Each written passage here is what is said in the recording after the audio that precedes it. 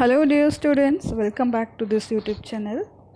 I hope you all are healthy and enjoying your day. In today's video, we're gonna discuss our worksheet number 21 for class 9th, subject science. Okay, let's start it. So, in today's video, we will discuss some cell organelles. In our last videos we have discussed what are cell organelles, है ना। आप सब जानते हैं, हम discuss कर चुके हैं क्या होती हैं सेल ऑर्गेनेलीज। जिस तरह से बॉडी के ऑर्गन्स होते हैं, जिस तरह से किसी बॉडी के ऑर्गन्स होते हैं, हर बॉडी के पास ऑर्गन नहीं होता, कॉम्प्लेक्स बॉडी होती हैं। अगर ऑर्गेनिज्म की बॉडी कॉम्प्लेक्स है, मीन्स हमारे जैसी, तो ऑर्गन होंगे।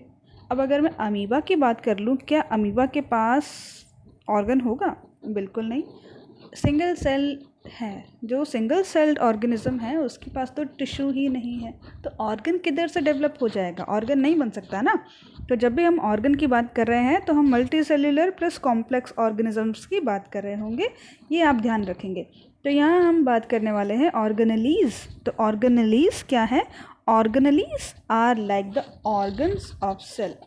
हर सेल के कुछ स्पेसिफिक डिस्टिंक्ट यूनिट्स होती है which help cell to undergo all its function, जो सेल को सपोर्ट करता है हर तरह से काम करने में, ऑर्गेनिज्म की लाइफ को सस्टेन करने में, लाइफ को कंटिन्यूसली बनाए रखने में।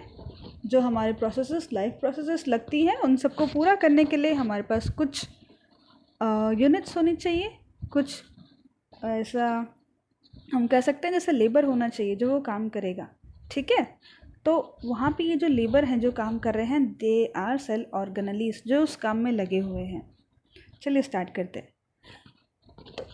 ज्ञान के मन में एक क्वेश्चन आया, देखिए क्या पूछता है जिज्ञासा दीदी, व्हाट इज़ प्रोटोप्लाज्म?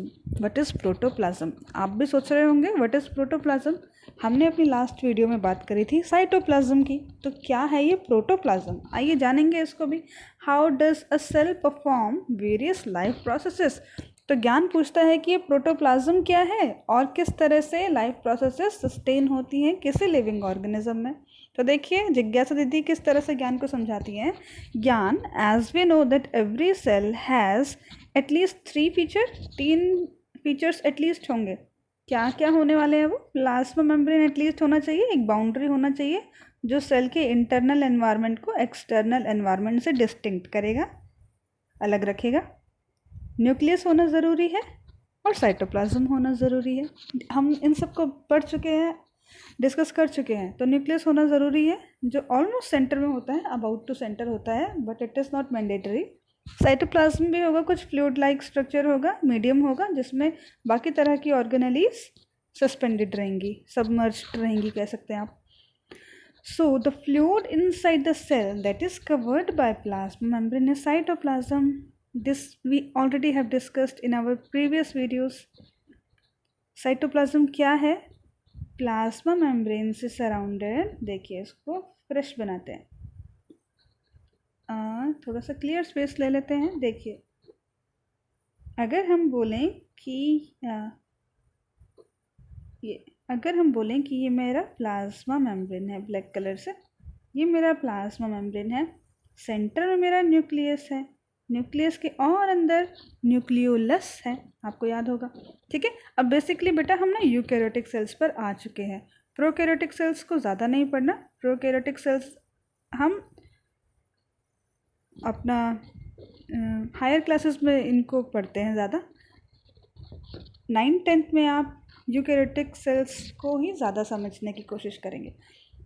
तो प्लांट एनिमल दोनों हमारा यूकैरियोटिक सेल है, तो उसी को अब हम समझने की कोशिश करेंगे। अगर आपको ध्यान होगा तो प्रोकैरियोटिक सेल बैक्टीरिया में था, ठीक है, तो उसको हम वहीं तक रखते हैं, आगे हम बात करेंगे। अभी हमको एनिमल्स और प्लांट्स को जानना है, तो अब हम यूकैरियोटिक सेल्स पर आ गए हैं। तो ये अगर एक यूकैरियोटिक सेल है, विच आई हैव ड्रॉन हियर, अगर ये एक यूकैरियोटिक सेल है तो ये मेम्ब्रेन, जो आउटर मेम्ब्रेन दिख रहा है, ये हो जाएगा प्लाज्मा मेम्ब्रेन। हम लिख देते हैं ये प्लाज्मा मेम्ब्रेन। सेंटर में आप देख पा रहे हैं न्यूक्लियस है, और अंदर आप एक डॉट लाइक स्ट्रक्चर देख रहे हैं, दैट इज न्यूक्लियोलस। न्यूक्लियोलस है ये। ठीक, अब आप देख पा रहे हैं कि प्लाज्मा मेम्ब्रेन और आपका न्यूक्लियस के बीच में ये स्पेस एम्प्टी है। तो एक्चुअली में स्पेस एम्प्टी तो होगा नहीं, क्या होगा यहाँ? कुछ मैट्रिक्स, मीडियम, फ्लूइड। ठीक, मीडियम है ना, फ्लूइड फॉर्म में होगा। फ्लूइड फॉर्म में एक मीडियम अवेलेबल है जो ये सारा स्पेस को ऑक्यूपाई कर रहा है, तो इसी को हम बुला देते हैं साइटोप्लाज्म। प्लाज्म मीन्स प्लाज्मा जैसा स्टेट होता है, फ्लूइड लाइक। तो सेल के अंदर का प्लाज्मा है तो साइटोप्लाज्म हो गया। ठीक, चलिए आगे बात करते हैं। तो हम बात कर रहे थे यहाँ पर अपार्ट फ्रॉम न्यूक्लियस, साइटोप्लाज्म हो गया हमारा। Apart from nucleus there are specialised very minute structures present in the cytoplasm called cell organelles. Cell के जो और सब्सिक्वेंट पार्ट्स होते हैं they are called cell organelles. Main cell organelles present in a eukaryotic cell are endoplasmic reticulum, short में हम इसको ER कह सकते हैं। गोल्जी एपरेटस, इसको हम गोल्जी बॉडी भी बुलाते हैं। Lysosome, plastids, vacuole and mitochondria. इसको माइटोचॉन्ड्रिया नहीं बुलाना, this is mitochondria. Each cell organelle carries out some very crucial and specific functions in the cells. Like क्या क्या हो सकते हैं इनके अपने स्पेसिफिक फंक्शन है जो किसी का काम होगा प्रोडक्शन, किसी का काम होगा स्टोरेज, प्रोटीन्स का हो सकता है, लिपिड्स का हो सकता है, फैट का हो सकता है, जो भी हमारी बॉडी में न्यूट्रिएंट्स का प्रोसेस चलता है, न्यूट्रिएंट्स हम इनटेक होता है, उनकी प्रोसेसिंग होती है बॉडी में। तो कोई प्रोड्यूस भी कर रहा है, कोई स्टोर कर रहा है, ठीक है, of protein, lipid and energy. Lipid और कार्बोहाइड्रेट हमको एनर्जी देते हैं। तो अल्टीमेटली एनर्जी के स्टोरेज और एनर्जी के क्रिएशन या प्रोडक्शन में काम करते हैं, वेस्ट डिस्पोजल में भी काम करते हैं। सब स्पेसिफिक अलग अलग काम कर रहे हैं, ये सारे काम किसी एक के ही नहीं है, डिस्टिंक्ट हैं। आगे हम बात करेंगे। Living part of a cell including a cytoplasm, nucleus and other organelles is called protoplasm. देखिए हमने बात करी थी कि this is plasma membrane, centre में ले लिया था न्यूक्लियस, इन दोनों के बीच का एक एम्प्टी स्पेस था जिसको फिल कर रहा है हमारा साइटोप्लाज्म, है ना। और ये it is no more empty now, अब तो एम्प्टी नहीं है जब इसको साइटोप्लाज्म ने ऑक्यूपाई कर लिया, बिल्कुल भी एम्प्टी नहीं है। तो ये तो डिमार्केट हो रही हैं चीज़ें कि ये प्लाज्मा मेम्ब्रेन है, इन बिटवीन साइटोप्लाज्म है और सेंट्रली प्लेस्ड एक न्यूक्लियस है। लेकिन अगर मैं इन तीनों को साथ में देखूं एज अ होल, सेल का स्ट्रक्चर देखूं कि सेल के अंदर जितना भी लिविंग मटेरियल है, ये सारा ही तो लिविंग मटेरियल है जो सेल को एक्टिव लिविंग फॉर्म में बनाए हुए है, तो उसको हम बुला देंगे प्रोटोप्लाज्म। उसको हम बुला देंगे प्रोटोप्लाज्म। प्रोटो जो यहाँ पे टर्म है दैट रिलेट्स टू लिविंग, ठीक है। तो ये हो गया हमारा प्रोटोप्लाज्म। आई थिंक आप प्रोटोप्लाज्म समझ पा रहे हैं क्या है हुआ। प्रोटोप्लाज्म सेल मेम्ब्रेन, जिनको हम अलग पढ़ रहे हैं, डिस्टिंक्ट करके पढ़ रहे थे, अब सबको कलेक्टिवली अगर मैं बात करूं, सेल के अंदर का जितना भी मटेरियल है, ये कह सकते हैं हम कि सेल के अंदर का जितना भी लिविंग मटेरियल है, सभी लिविंग है, ठीक है। सेल के अंदर का जितना भी लिविंग मटेरियल है that all comprise the protoplasm, सारा प्रोटोप्लाज्म को कॉम्प्राइज करता है। क्या क्या आएगा उसमें? आपका सेल मेम्ब्रेन आ जाएगा, साइटोप्लाज्म आ जाएगा, न्यूक्लियस आ जाएगा, ठीक। प्लस इनके अंदर जो साइटोप्लाज्म में डिप्ड, सबमर्ज्ड, सस्पेंडेड कुछ हमारे ये हमने ऑर्गेनेलीज को भी स्टडी किया है, ये भी कलेक्टिवली प्रोटोप्लाज्म को ही फॉर्म कर रहे हैं। सबको एज अ होल मैं बात करूं, एज अ होल हम बात करेंगे तो this together will form protoplasm, सारा मिला के प्रोटोप्लाज्म फॉर्म करेगा। चलिए आगे बात करते हैं। दीदी व्हाट आर मेटाबॉलिक प्रोसेसेस। अब ये मेटाबॉलिक प्रोसेसेस क्या है? देखिए बहुत आसान है, सुनने में थोड़ा लग रहा होगा आपको डिफ़िकल्ट। तो बेटा बॉडी में कई तरह की प्रोसेसेस चलती हैं, जैसे हम बात कर सकते हैं कि डाइजेशन को अगर हम देखें तो आपने डाइजेशन पढ़ा है, डाइजेशन में 5 स्टेजेस होते हैं। और तो जो हम यहाँ बात करने वाले हैं, एक स्टेप में हम देखते हैं कि ब्रेक डाउन होता है, जो मेनली जिसको हम डाइजेशन बोलते हैं, ब्रेक डाउन होता है।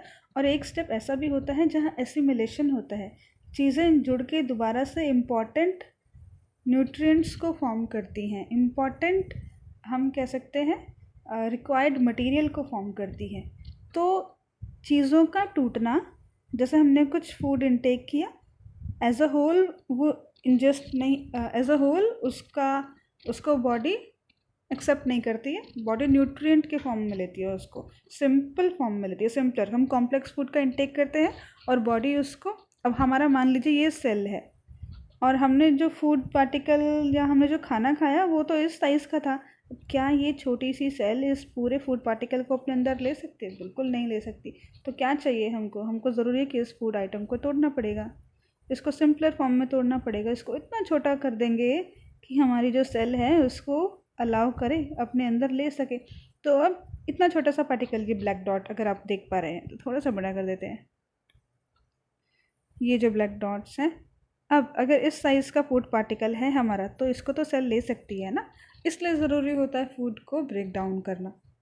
लेकिन अब फूड का ब्रेक डाउन करके हमने इन न्यूट्रिएंट्स को अंदर ले लिया, लेकिन सेल को तो कुछ मटेरियल चाहिए था, कुछ प्रोटीन चाहिए था, है ना। हमने क्या करा था, प्रोटीन को तोड़ दिया था। प्रोटीन को तोड़ के अमीनो एसिड या अमाइनो एसिड्स भी बुलाते हैं इनको, हमने तो प्रोटीन को तोड़ के अमाइनो एसिड्स बना दिए थे। अभी अमाइनो एसिड्स चले गए सेल के अंदर, लेकिन सेल को अभी अमाइनो एसिड नहीं चाहिए, सेल को प्रोटीन चाहिए। तो सेल क्या करेगा, डिफरेंट अमाइनो एसिड्स को यूज़ करेगा अंदर इकट्ठा करने के बाद, उन अमाइनो एसिड से वापस से प्रोटीन बनाएगा और उस प्रोटीन से उसका जो भी फर्दर प्रोसेस को उसको आगे प्रोसीड करना है वो उसको अलाउ करेगा, उसको सक्सीड करेगा। तो हमने क्या देखा, दो काम हो रहे हैं, एक तो टूट भी रहा है, दूसरा बन भी रहा है। टूटने वाला काम भी चल रहा है और बनने वाला काम भी चल रहा है। तो यही प्रोसेसेस मेटाबॉलिक प्रोसेसेस कहलाती हैं, टूटने वाली और बनने वाली। तो अगर टूट रहा है यानी कि ब्रेक डाउन हो रहा है, तो ब्रेक डाउन को तो हम बुलाते हैं कैटाबॉलिक।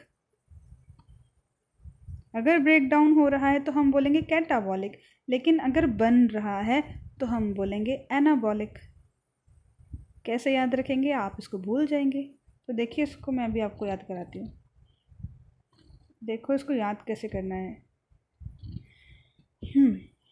तो metabolic processes are of two types, एक है कैटाबॉलिक, एक है एनाबॉलिक। ठीक है, ये मेटाबॉलिक है पूरा। Metabolic processes are of two kinds या two types, catabolic and anabolic. C for याद करेंगे कट। कट क्या होगा, टूटेगा, ब्रेक डाउन होने वाला है। ठीक है, कट यानी कि एक यूनिट थी वो ब्रेक डाउन होगी। एनाबॉलिक को आप याद कर सकते हैं ऐड से, जुड़ेगा। ठीक है, तो दो डिस्टिंक्ट जुड़ के एक यूनिट फॉर्म करेगा। ठीक है बेटा, आप इसको ऐसे याद रख सकते हैं। बच्चे अक्सर कंफ्यूज रहते हैं इन चीज़ों में कि कैटाबॉलिक और एनाबॉलिक को आप उल्टा इसको कर देते हैं। ठीक है, तो कैटाबॉलिक टूटता है, एनाबॉलिक जुड़ता है। यानी कि अगर कोई चीज़ या हम बोलें बॉडी में कंपोनेंट्स, फूड के कंपोनेंट्स टूट रहे हैं तो मेटाबॉलिक, ऑब्वियसली मेटाबॉलिक प्रोसेसेस हो रही हैं। कौन से टाइप की, कैटाबॉलिक टाइप की। अगर कुछ चीज़ें कंपोनेंट्स जुड़ के एक दूसरा बड़ा कंपोनेंट यानी कि बिगर यूनिट को फॉर्म कर रहे हैं, लार्जर यूनिट फॉर्म कर रहे हैं, बायोमोलिक्यूल्स बोलते हैं हम वैसे बेसिकली इनको। स्मॉल बायोमोलिक्यूल्स मिलके लार्जर बायोमोलिक्यूल बना रहा है तो हम इसको एनाबॉलिक बुलाएंगे। और इसका रिवर्स, कि एक लार्जर बायोमोलिक्यूल ब्रेक डाउन होके टू स्मॉलर यूनिट्स या मच मोर भी हो सकती हैं दे रहा है, तो वो कैटाबॉलिक प्रोसेस हो जाएगी। आइए एक बार यहाँ से भी रीड कर लेते हैं। ज्ञान to perform various life processes by living being, different types of chemical reactions are taking place inside the cell. अब they all are chemical reactions, है ना बेटा, ये सारे केमिकल ही तो है बॉडी के अंदर जितना भी सामान है।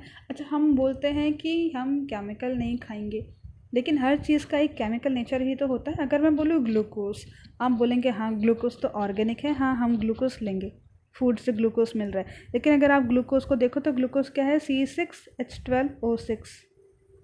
तो क्या है ये एक केमिकल फार्मूला ही तो है ग्लूकोज का।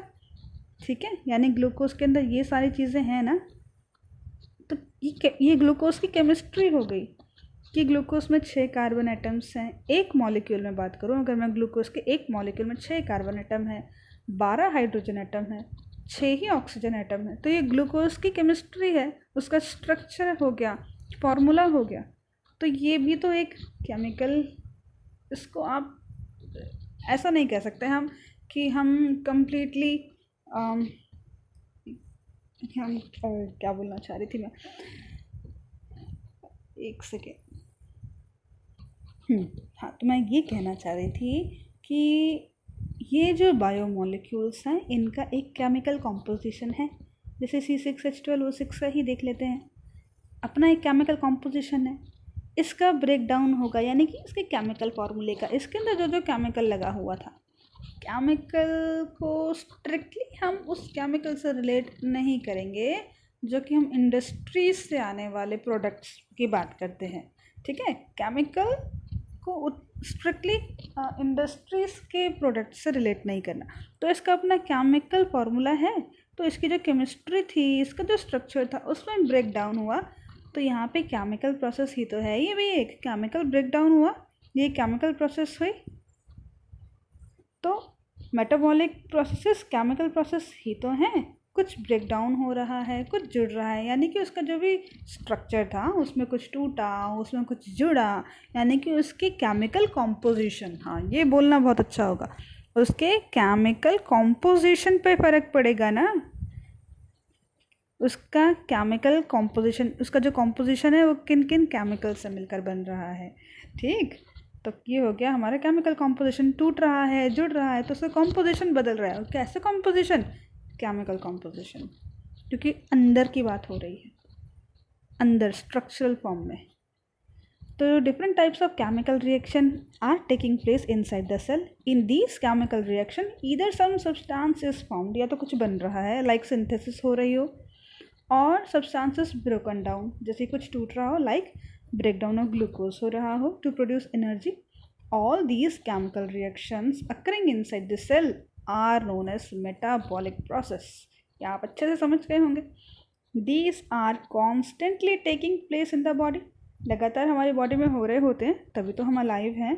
अगर मेटाबॉलिक प्रोसेस स्टॉप हो जाएं, पॉज हो जाएं, तो हमारी लाइफ भी पॉज हो जाएगी। They are constantly taking place in the body. Metabolism is general term that is used to describe all chemical reaction, either breakdown or addition. यहाँ हम बोले टूट रहा है या जुड़ रहा है, मीन्स फॉर्मेशन या फिर ब्रेकडाउन। कलेक्टिवली हम इनको मेटाबॉलिज्म बुला देते हैं। ठीक है, ये 9th स्टैंडर्ड की बात हो गई। लेकिन थोड़ा सा और आगे बढ़ के देखें तो इसको हम एनाबॉलिक प्रोसेस या एनाबॉलिज्म और कैटाबॉलिज्म दो में और स्टडी कर सकते हैं हम। एनाबॉलिज्म में सिंथेसिस होगा, जुड़ेगा, फॉर्मेशन होगा। कैटाबॉलिज्म में ब्रेक डाउन होगा, डिग्रेडेशन होगा, जिससे क्या होता है, लाइफ मेंटेन रहती है लिविंग की, और सेल्स अपना एक्टिवली फंक्शन प्ले करते हुए हम ऑर्गेनिजम्स को अलाइव रखते हैं। तो metabolism processes are must to keep us alive. हम लोगों को, हम सभी ऑर्गेनिजम्स को ज़िंदा रखने के लिए मेटाबॉलिक एक्टिविटीज़ का रन होना बहुत ज़्यादा इम्पॉर्टेंट है। देखिए, तो हमने बात करी सेल के बारे में कि सेल में मेटाबॉलिक प्रोसेसेस या एक्टिविटीज़ होती हैं। अब आइए ज़रा सेल का स्ट्रक्चर भी देख लेते हैं। तो यहाँ आपको दो तरह के सेल दिख रहे हैं। ये जो अराउंड स्फेरिकल है, दिस इज़ एनिमल सेल, और ये क्यूबॉइडल लाइक लग रहा है आपको, ये है प्लांट सेल। इनको आप डिस्टिंक्ट कर सकते हैं। देखिए ग्रीन कलर का है, क्लोरोफिल की वजह से होगा। ठीक, अब देखिए हमारा जो एनिमल सेल होता है वो अबाउट टू ओवल होता है, स्फेरिकल हो सकता है, ओवल हो सकता है, लेकिन plant cells generally cuboidal in shape होते हैं। तो आइए इनको ज़रा कंपेयर करते हैं। दोनों के पास सबसे बाहर प्लाज्मा मेम्ब्रेन, देखिए इसकी भी है, इसकी भी है। Cell membrane, plasma membrane are the same thing, दोनों ही एक चीज़ है। अब देखिए ये जो मेरा एनिमल सेल है उसके पास आपको कुछ गोल्जी एपरेटस दिख रहा है, ये सैक लाइक स्ट्रक्चर है, पैरेलली अरेंज्ड है। सेम प्लांट सेल के पास भी है। अब राइबोसोम देखिए, आपका एनिमल सेल के पास आपको राइबोसोम नज़र आ रहे होंगे, और हमारा जो प्लांट सेल है, प्लांट सेल में भी हमको राइबोसोम नज़र आ रहे हैं। साइटोप्लाज्म एनिमल सेल में भी है और प्लांट सेल में भी है साइटोप्लाज्म। लाइजोसोम एनिमल सेल में तो दिख रहे हैं आपको, लेकिन लाइजोसोम्स आपको एनिमल सेल में नज़र नहीं आएंगे, प्लांट सेल में नज़र नहीं आएंगे, क्योंकि प्लांट में लाइजोसोम नहीं होता। माइटोकॉन्ड्रिया आपको एनिमल सेल में दिख रहा है, ये रेड कलर का माइटोकॉन्ड्रिया, प्लांट सेल में भी है, रेड कलर का ही होता है ये। न्यूक्लियस दोनों में अवेलेबल है, न्यूक्लियोलस और न्यूक्लियस। देन सेंट्रियोल्स, ये जो सेंट्रियोल्स हैं ये एनिमल सेल में दिखेंगे आपको, लेकिन प्लांट सेल में नहीं दिखेंगे, तो सेंट्रियोल भी नहीं होता प्लांट सेल में। ये माइक्रोट्यूब्यूल्स आप देख पा रहे हैं एनिमल सेल में, और माइक्रोट्यूब्यूल्स प्लांट सेल में आप नहीं देख पाएंगे, यहाँ भी नहीं होता। स्मूथ एंडोप्लाज्मिक रेटिकुलम, जो ER हमने पढ़ा था, एंडोप्लाज्मिक रेटिकुलम दो तरह के होते हैं, एक होता है स्मूथ, एक होता है रफ। रफ बोलें तो इसके आगे R लगा देंगे, स्मूथ बोलें तो इसी के आगे S लगा देंगे। तो आप देख पा रहे हैं RER यानी कि रफ एंडोप्लाज्मिक रेटिकुलम और smooth endoplasmic reticulum animal cell के पास है। उसी तरह RER और SER दोनों प्लांट सेल के पास भी हैं। देखें, तो आई होप बच्चे लोग आपको ये समझ आ गए होंगे इनमें कुछ डिफरेंसेस। और एक मेन डिफरेंस और बहुत बड़ा डिफरेंस क्या है, सेल वॉल का। We can see cell wall in plant cell only but not in animal cell. ये देखिए सेल वॉल, सेल वॉल आप देख पा रहे हैं केवल प्लांट सेल में दिख रही है, एनिमल सेल में नहीं है। क्यों? हमारे पास क्यों नहीं है? हमारे पास सेल वॉल नहीं होती, बिल्कुल नहीं होती, हमको ज़रूरत भी नहीं है। क्या सच में हमको ज़रूरत नहीं है हमको सेल वॉल की ज़रूरत नहीं है? तो ऐसा क्या बात है जिसकी वजह से हमारे पास सेल वॉल नहीं है लेकिन प्लांट सेल के पास है? तो क्या रीज़न है? देखिए, आप जानते हैं प्लांट्स नेचुरल एनवायरनमेंट में जैसी भी एनवायरमेंटल कंडीशन है। अब अगर मैं बनाऊं, ये रहा आपका प्लांट, ये रहा हमारा प्लांट, ठीक है। अब कंडीशंस हार्श हैं, सॉफ्ट हैं, कैसी भी हैं, लेकिन प्लांट को यहीं रहना पड़ेगा जहाँ वो है, अपने हैबिटाट में। वो इस लोकेशन को छोड़ के कहीं नहीं जा सकता, है ना। चाहे बारिश हो रही है, तूफ़ान आ रहा है, सर्दी हो रही है, गर्मी हो रही है, बहुत गर्मी हो रही है, ड्राई सीज़न है, कैसा भी सीज़न है, लेकिन प्लांट को यहीं रहना पड़ेगा, इसी एनवायरनमेंट में रहना पड़ेगा। तो प्लांट अपनी रक्षा कैसे करेगा? प्लांट के पास इसीलिए नेचर ने एक एक्स्ट्रा प्रोटेक्शन दिया है। तो हम कह सकते हैं कि जो सेल वॉल है वो एक एक्स्ट्रा प्रोटेक्शन है प्लांट सेल के लिए। अब हमको क्यों नहीं ज़रूरत है? क्योंकि we can show locomotion, plant can not show locomotion ना। लोकोमोशन और मूवमेंट में डिफरेंस है। अगर मैं एक ही जगह पे खड़े होकर अपना हाथ हिला रही हूँ तो दिस इज़ मूवमेंट, लेकिन अगर मैं अपनी प्लेस को बदलूँ, जैसे हम मोशन में स्टडी करते हैं, जब मैं यहाँ थी पहले और अब मैं उठ के यहाँ, मेरी पूरी बॉडी उठ के यहाँ आ गई, शिफ्ट देखा हमने, दिस इज़ लोकोमोशन। लेकिन प्लांट में लोकोमोशन नहीं देखा जाता ना। प्लांट में तो हम केवल मूवमेंट देख सकते हैं। वो अपनी जगह पे एक ही पोजीशन पे खड़े खड़े अपनी पत्तियों को, अपने ट्विग्स, ब्रांचेस को केवल मूव कराते हैं, हिलाते हैं थोड़ा सा। तो दिस इज़ मूवमेंट। तो वो अपनी जगह छोड़ के नहीं जा सकते, बाहर का एनवायरनमेंट कैसा भी हो उनको झेलना पड़ेगा। लेकिन हमारे साथ केस अलग है। हमें अगर लगता है ये कंडीशंस आर नॉट फेवरेबल तो हम उस लोकेशन को छोड़ देते हैं। इवन आपको पता होगा माइग्रेशन, एनिमल्स माइग्रेट करते हैं, प्लांट्स तो माइग्रेट नहीं करते ना। लेकिन अगर फिशेस को लगता है कि पानी का टेम्परेचर उनके अकॉर्डिंग फेवरेबल नहीं है तो वो दूसरी लोकेशन को माइग्रेट कर जाती हैं। इसी तरह बर्ड्स भी माइग्रेट करते हैं, कुछ एनिमल्स हाइबरनेट कर लेते हैं। लेकिन प्लांट्स के पास तो ऐसा ऑप्शन है ही नहीं। वो अपनी जगह छोड़ के कहीं नहीं जा सकते, उनको वहीं रहना पड़ेगा, जो भी कंडीशन है उसको फेस करना पड़ेगा। तो इसीलिए नेचर ने प्लांट्स को एक एक्स्ट्रा प्रोटेक्शन दिया है in the form of cell wall, जो उनको हेल्प करती है, बहुत सपोर्ट करती है। इससे क्या होता है, सेल वॉल बहुत रिजिड स्ट्रक्चर है, बहुत हार्ड स्ट्रक्चर है। तो नेचर में सडन चेंजेस जैसे होते हैं तो हमको तो सर्दी ज़ुकाम हो जाता है, एनिमल्स को सर्दी ज़ुकाम हो जाता है, हमारी तबीयत ख़राब हो जाती है।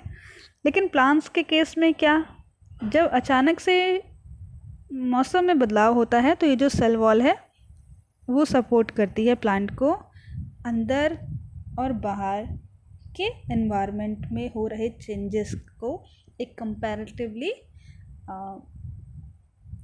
उतना फ़र्क नहीं पड़ता। जैसे हमने प्लाज्मोलिसिस पढ़ा था, अगर आपको याद हो, तो प्लाज्मोलिसिस देखा था हमने, प्लांट सेल में प्लाज्मोलिसिस हो रहा था और उस प्लाज्मोलिसिस को भी प्लाज्मोलिसिस की कंडीशन से प्लांट वापस डीप्लाज्मोलाइज हो गया था, वापस से अपनी पहले वाली स्टेट में आ गया था। किस वजह से? क्योंकि उसके पास सेल वॉल था, सेल वॉल के साथ स्टैक्ड रहा था।